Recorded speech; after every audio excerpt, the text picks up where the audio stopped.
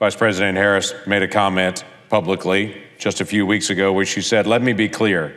After decades in law enforcement, I know the importance of safety and security, especially at our border. Last year, Joe and I brought together Democrats and conservative Republicans to write the strongest border bill in decades." I mean, no respect to the vice president, but we had 4 months of negotiations. She neither initiated those negotiations nor participated in a single second of those negotiations. Not 1 second.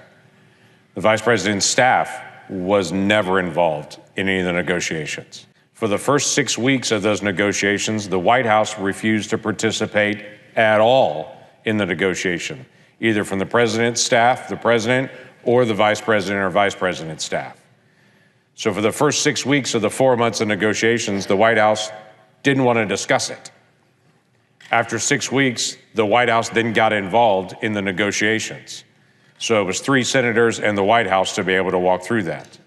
And then again, for the next 3 months of our negotiations, it was a constant fight to get anything agreed to secure our southern border.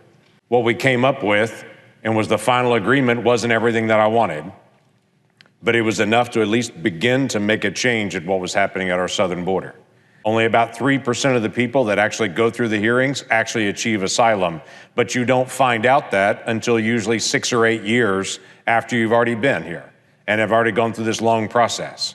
So now we have thousands of people crossing our border asking for asylum, not because they believe they qualify, but because they know they'll stay here somewhere between 6 and 10 years while they wait for the hearing, and they at least get a decade in America, and then many of them then disappear. So what we could get to agreement was, when you cross the border, you would cross the border, first person each day. They would have a much faster screening that would take hours or days, and they'd be screened at the standard that was at the end. So instead of waiting 6 or 8 years or 10 years to get that final decision, you would get it rapidly. So the first person that would cross each day would be quickly screened under a brand new process, and then 97% of them would be deported immediately because they don't qualify for asylum, and everyone knows the joke. So first day, first person, you cross, quickly screened under a new process, deported immediately. But if we got 5,000 people crossing us, we don't have enough staff to screen that many people. So we created a border emergency authority that if you cross the border and you've got 5,000 people flooding the border and we don't have the staffing to do it, no one gets screened, you just get arrested and deported. So first person, cross, screened, deported. If we're overwhelmed by the cartels with high numbers, you just are deported immediately and no one is screened. But there are a lot of issues I couldn't get agreement on, that quite frankly, many of my colleagues on the Republican side were very frustrated that we couldn't make progress on. Some of those very common sense things. For instance, if you're going to request asylum, you have to request asylum at a port of entry. You can't come across the border between the ports of entry in the open desert or swim the river and then say, when you get caught, oh, I want asylum. It was obvious you were trying to sneak into the country, and you're saying if you're a true asylum seeker and you believe you're requesting asylum, come to a port of entry. We thought that was a pretty common sense thing to say. We'll expedite your process to asylum if you come to a port, not if we have to chase you in the desert. I couldn't get that agreement. My Democratic colleagues would not agree to that. That was a great frustration on the Republican side. We wanted to be able to require the Remain in Mexico program. The Supreme Court had already spoken in and said that had to be done. It was not being done. So that if we've got flooded with people, they're not waiting for 8 or 10 years here. They're actually waiting in another country to be able to come through the process. They'd still get their appointment. My Democratic colleagues would have none of that. We also wanted an end to the 2 big parole programs that the Biden administration has created. One of them is called CBP-1. That is, if you come to a port of entry and tell DHS ahead of time, I'm coming, then DHS, when you arrive at the port of entry, will quickly give you paperwork, will give you a work permit that day, and will release you into the country for a decade as you await your hearing. It was a fast-track process into the country that was actually inviting more people to illegally cross into the country. We now have 1,500 people a day that are coming through that process. We have no idea if they qualify for asylum because they're not being screened for asylum. We wanted an end to that process because we felt like it's actually inviting more illegal immigration rather than trying to deter it. And it's not just us that's saying that. The Inspector General for the Department of Homeland Security made this statement. They felt that CBP did not gather intelligence or conduct sufficient analysis of data generated by CBP-1 appointments to protect against fraudulent applications and misuse and public safety threats. That's not us saying that. That's the Inspector General saying that. We wanted an end to that program. Through the negotiations that were long and hard, I got agreement that that program would end, that we would put a stop to that program. But there was a second program called the CHNV program. This is 30,000 people a month that are coming in. These are folks from Cuba, Haiti, Nicaragua, and Venezuela. 30,000 a month. This was another program that was wholly created out of the Biden administration that's never existed in any other administration. It was a parole authority to say, if you'll contact us before you come from one of these countries, and someone here in the United States will, quote unquote, sponsor you, or at least say, I know them, then you can get into the country and be paroled into the country. This is not even an asylum request. This is just, you're just released into the country. We wanted to have a stop to that program as well, because there's all kinds of issues with that program. But at that one, my Democratic colleagues would not agree to and said, no, we'll stop the CBP-1 parole program in. We won't stop the slowdown of Cubans, Haitians, Nicaraguans, Venezuelans coming in very high numbers. By the way, the deal was supposedly that we would take in 30,000 of those folks and Mexico would take in 30,000 of those folks. The problem is we've asked for the numbers that Mexico has taken in, and so far, State Department won't give us an answer, DHS won't give us an answer. As far as we can tell, the Mexican side has been 0, while we have been 30,000. Now, we felt there was a problem in the way the program was being run, and by the way, again, we're not the only ones that think that. DHS itself shut down that program for part of this summer because they found what they called egregious fraud problems. That is, some sponsors sponsoring dozens of people to be able to come in, and an overflow of individuals not being properly screened. There are major problems with the program. Unfortunately, the program has restarted again. I keep hearing this rewrite of history, that it was President Trump himself that told all Republicans it's a great deal, but don't do it. Now, there's no doubt President Trump made a statement that it's not enough. He wanted everything in it, and he said, don't do it. No question that statement was made. But no question, that belief was already shared by several folks on my side of the aisle, saying we wanted an end to all these parole programs.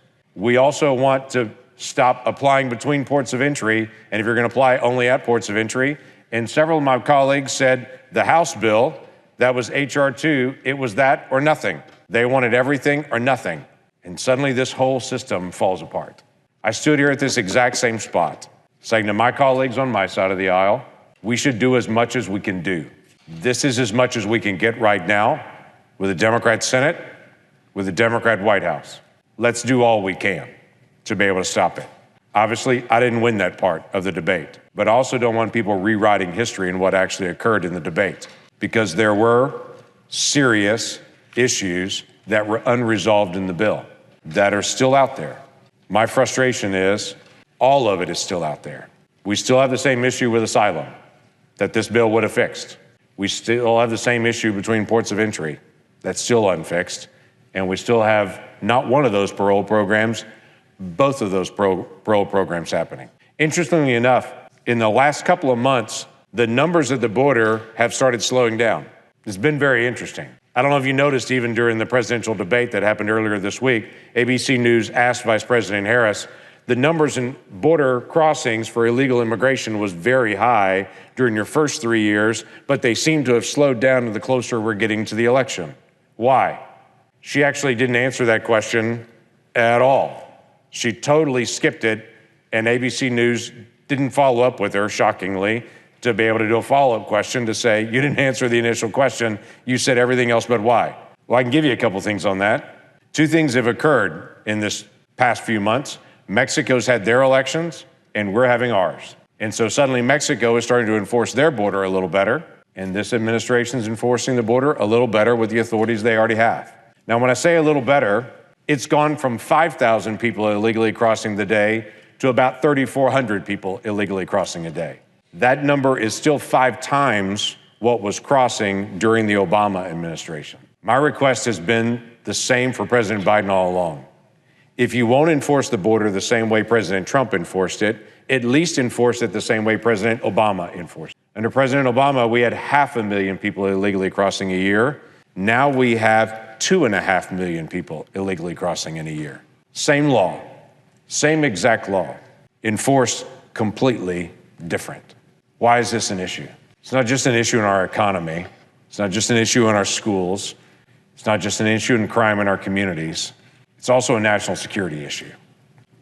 In June, the FBI picked up 8 ISIS-affiliated individuals that were in our country, that had come across our southern border and had asked for asylum. And while the media has looked away, because now it's no longer 5,000 a day, 3,400 a day is still way too high. Our system is still overwhelmed, and we still have tens of thousands of people coming in of what this administration calls special interest aliens. That is folks that by their own definition are considered a national security threat. After I was told that the numbers were sky high because of climate change, that was really what I was told by DHS. In fact, the White House in 2021 put out a report on climate change and migration, saying that we have dramatically increased numbers because of climate change, not because of lack of border enforcement. My response to them now is, well, if the numbers are going down at the border, apparently the climate is getting better worldwide because the numbers are coming down. It's not an issue of climate migration. It's an issue of enforcement at our southern border. Currently, the House has passed what they call the SAVE Act, and there's an ongoing debate in the House right now on how this will fit. The SAVE Act is a pretty simple thing. The SAVE Act just says if you're not legally present in the United States, you can't vote. Now, it's already federal law that no one who's a non-citizen can vote in federal elections. That's already the law. That's the trust part, though. There is no verify portion of this. We have the basic principle of trust and verify. Right now, we're all trust. It's against the law, but there is no verification. The SAVE Act just says we're not going to just trust that people that are not legally present here don't vote. We're going to verify that. You can't register to vote until you can show that you're actually a citizen of the United States. That shouldn't be a radical concept. That should be straightforward. I've been one of the folks that have asked the current Attorney General, can you show us any prosecutions or even any attempts to be able to prosecute individuals that were not legally present in the United States that attempted to vote? Because we know some stories, there's some newspaper stories scattered around the country of a few of those stories. We just asked the simple question, can you tell us any prosecutions? In Oklahoma, we have about 40 people every election across our state. About 40 people vote twice. They'll do absentee voting, and then they'll show up and they'll vote again. You know what they get? They get a knock on the door from law enforcement a couple of months later saying, you violated state law. You voted twice. We actually enforce our law. That discourages people in the future from then coming and trying that again because they know they're being enforced. So we thought it's a reasonable question to ask the Attorney General, how are you enforcing federal law in this area? It's not that they were asking for something new, it's how are we enforcing what's existing. So far, the Attorney General, after months of asking the question, has given us no answer.